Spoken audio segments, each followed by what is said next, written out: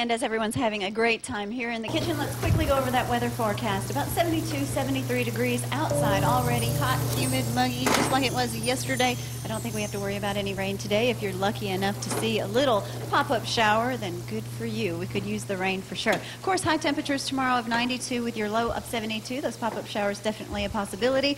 Zach may have to take cover for the weekend if they're going to have that yard sale. Of course, the rest of the forecast, looky there. We could see some rain. Those pop-up showers every day for several days to come. No rain in here in the kitchen, or no water, should I say. That'd be bad with all the grease frying around right now. Jeffrey? Yes, it is. I've got fat-free grease today I'm using Yay. to fry this fat-free chicken I'm doing right now. Hey, before we get going, we've got our bacon wrapped around our asparagus. I'm going to go ahead and put that back in the oven like it's been for the last few minutes. It only takes How long will you bake that?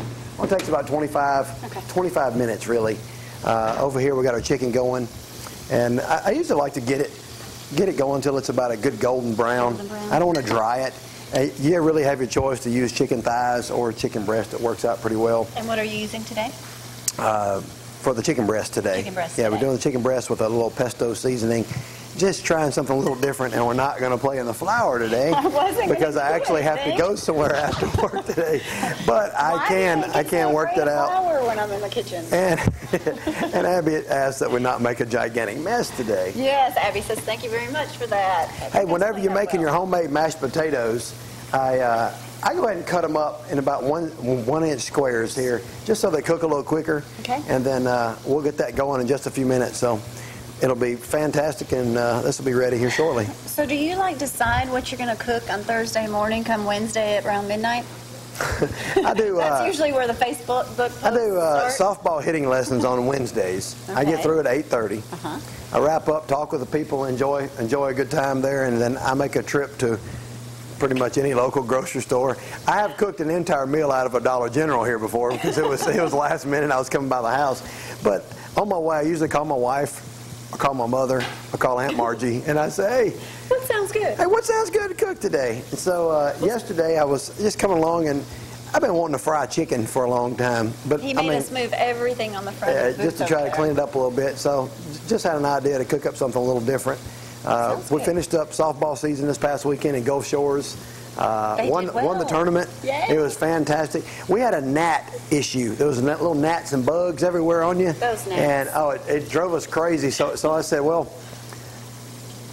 what can we do? So we started Googling this, and we found out that not to knock off or any other brands or this or that, but we found out that dryer sheets work. For mosquitoes, too. And I happen to have a box of 40 dryer sheets was in my bat bag. Awesome. One of the tournaments that we went to, one of the moms had a laundromat, and this guy was hitting on her and said, excuse me, you have any dryer sheets? So we loaned some dryer sheets. That's been a big joke on our team so that everyone has dryer sheets. But took a dryer sheet and just tuck it in your shirt or wipe down with it, and you are gnat-free. It's fantastic. So I figured that out for mosquitoes, because if there's one in the yard, it's going to find me. Oh, yeah. So they work well. Mama's doing okay. How's Mama? You said you had bad news about they got the snake. They got rid of the snake. How though?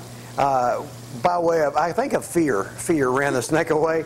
The last stabbing of the snake there, she poked a hole in her liner of her $1,100 big old pond in the backyard. So the snake got Mama. Snake got Mama. There's no more fish in her backyard. There's a couple dried up turtles, and they're kind of hanging out. So she said she'll start over again. Kind of like the snakes we find in our backyard. Yeah, exactly. That right there, my mama would have been all over. That went from a worm-looking snake to that gigantic snake that he found. Okay. Anything to make him feel like Macho Man. Exactly. Yeah, I told Mom, I said, look, you got to get rid of that snake. I don't care if it's a water moccasin or a Monty Python. You got to get rid of the thing. So snakes are bad. We'll have to share some photos of some snakes that we got in from other people too. All right. Well, thank you very much, Jeff. Speaking of chicken, chicken was a huge day yesterday, and maybe we need to find a way for everyone to boycott us. 1785 Highway 72, Suite E and F. So come on up. I don't know, but it certainly helped Matthew's business yesterday, and in fact, you can continue doing that all week. And Friday, I hope everyone goes up there because I understand there's supposed to be some protesters, so let's not be underestimated there Friday. So we're going to go to that video. Stay with us. We'll be right back.